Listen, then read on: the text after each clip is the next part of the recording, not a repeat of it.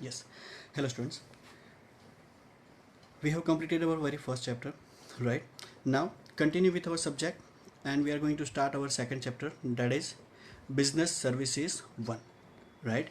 See, we understood the concept of business in the first chapter, right? That is about uh, what is business, what are the types of economic activity like this business, employment, and profession, right? So now, what are the things that are, what are the services that are required by a business, right, for the successful implementation?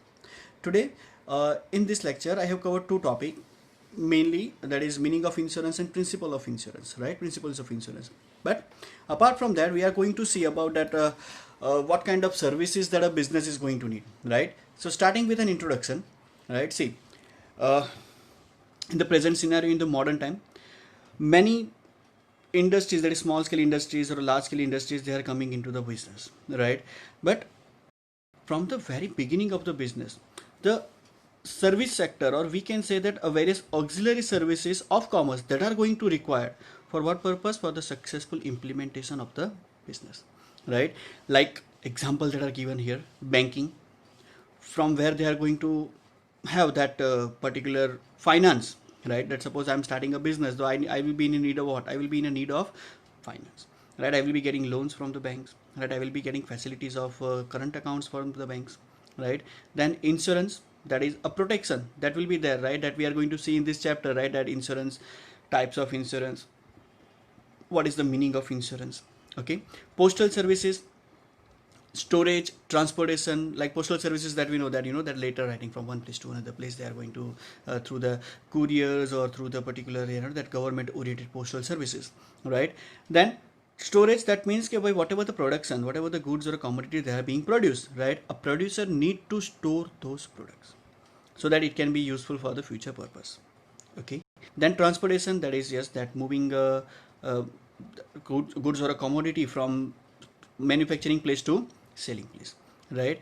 Getting my point? So see, generally if we talk, then this all these institutions or all these that facilities, they are what, they are interdependent on each other.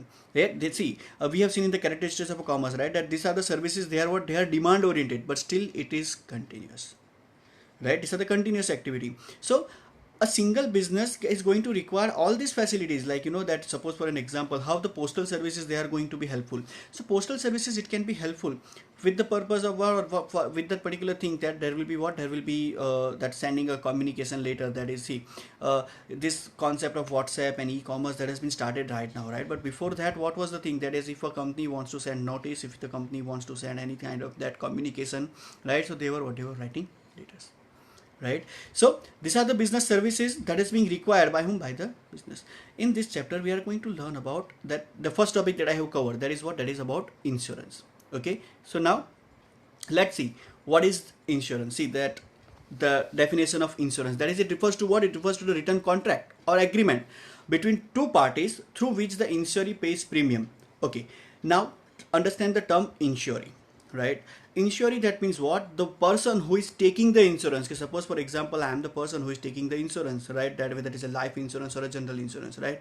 I will be considered as what, I will be considered as an insurer, right? And what I say, yes, I will be paying the premium, that means, suppose for an example, I'm taking the insurance of a 10 lakh rupee, right? Then the amount, the proportionate amount, that will be calculated by the insurance company, that I can pay monthly, quarterly, half yearly, or yearly, and that is considered as what, that is considered as the premium. That is, I need to what, I need to pay premium to whom, I need to pay the premium to the specific insurance company, okay, right? Then, and against getting any undertaking from the insurer, now the insurance company who is give the insurance, or who takes the particular thing, that is whatever the things, whatever the loss that will be occur to the insurer, right? The insurance company, they are considered as what, they are considered as the insurer, right? That he will be compensated as per the risk cover and amount decided for the financial loss, okay? See, understand this two terminology, that is risk cover, that means I have taken the insurance of 5 lakh rupee, right, of my life. Okay, suppose for an example, if anything that has happened, then I will be what, my family, they are going to get that insurance or that particular amount of 5 lakh rupee, right? Then that risk, that will be covered, and that amount decided, that is 5 lakh rupee, that will be what, that will be paid to any of my family member. See, basically, insurance, right? That insurance that is helpful for what purpose? Insurance that is helpful to give the protection. See, future is uncertain. We have not seen the future, right? Okay, suppose right now that I'm having that particular healthy life, right? But after a certain period of time, anything can happen, right? So what about what about the security of my family? So to secure the future of my family, I will be taking what? I will be taking insurance. I will be paying some sort of amount to the insurance company, that is insurer, right? And they are going to what? They are going to have that promise. Okay, if anything happens during that time, then I might, that not me but my family or any of my family member whom I have appointed as nominee, that means the person who is liable to get the compensation amount after my death, right? So they will be getting what? They will be getting that particular amount, that is compensation, right? And that is fixed, that is fixed. And again, this financial loss, see, everything that is about finance, see, insurance, that is what, yes, the person who is taking the insurance must have some sort of financial interest in it, that we are going to study in the principles of insurance. Okay, then what is insurance policy? If it is asked what is insurance, then that is this is the definition that you are going to write. What is insurance policy? That is what it is, an insurance contract in a written form, that is called as what? That is called as the insurance policy, right? Now, if I'm taking the insurance of my life, so is it like that? Okay, no, I will be not meeting with my death. No. If I'm taking the insurance of my house, then my house will never get caught fire. No, right? So insurance, it only what? It only reduces the risk, right? Not removing the risk. Whatever the financial loss, that financial compensation, that will be what? That will be given by whom? By the insurance company. Okay, is it clear? Right? Moving ahead.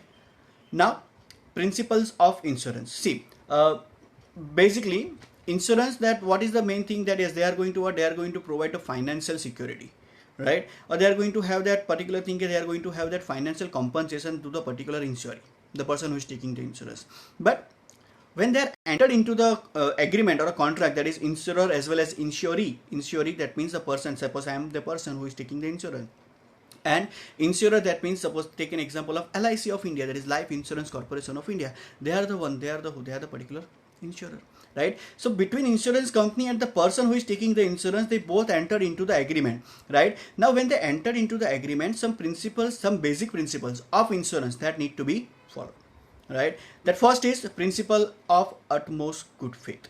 Okay, see, basically it is a social concept, right? There is no that profit is involved, right? Take an example that I have taken the insurance of my house. Now willingly, what I'm doing, I'm damaging my property to what? To take the money from the whom? To take the money from the insurance company. So my motive is to earn profit. No, it is not the thing, right? Insurance is completely what? It is a completely social concept, right? So what is the main thing? That insurance company and the person who is taking the insurance, that is the two parties, right? That they both have what? They both have that mutual, that particular agreement, as well as they have that what? They have a mutual faith and understanding, right? Okay, so whatever the information that is required at the time of that agreement, each and everything should be conveyed to the particular party. Getting my point, right? Many of you have seen that Oh My God movie, right? In that Mr. Paresh Rawal, that who played the role of Mr. That Kanji, I think, right? So what he has done, he has filed a case. For what purpose? That there was written in a very small that terms and conditions, right? That was there in the very small fonts, right? It was like, if it is the act of God, then no money shall be paid, on that insurance company shall not be liable to pay the amount, right? So that is not the correct thing. Each and every information should be conveyed to the particular person who is taking the insurance, right? So he will come to know that yes, whatever the things will be, how the things will be, how the compensation amount can be claimed, right? And if I'm taking the health insurance, then I should be giving that each and every information. Case I'm having that particular disease, I'm having that particular that chronic disease with me. Getting my point, right? Okay, something like, that I'm facing, that suppose for example the sugar or diabetes, right? It is a long term thing, not the short term, right? That if I'm having that particular medicine, I'm having that particular disease, then I need to talk to my that particular insurance agent, right? So accordingly the premium will be calculated, right? So here what is the main thing? That it is utmost good faith. There will be no thing that will be hidden from each other. Okay, got my point? Then what if they found that yes, that one of the other party, they have what, they have that particular hide that things, or they are not telling the particular truth, then that agreement stands, that is policy, it stands null or void. That means policy will be cancelled, right? Insurance company found that case there were things that has been what, that has been hidden by the insurer, that means the person who is taking the insurance, then that policy that stands what, that's null, that is void, cancelled, right? That is a breach of what, that is a breach of principle of utmost good faith, right? So in first principle, what is the main thing? That is yes, there will be what, there will be trust, mutual understanding and a mutual faith, whether some information asked or not, each and everything, each and every information, that is what, that is going to impact the insurance policy in the future period of time, that should be what, that should be informed to the both the party, they should reveal this thing to each other, okay, right?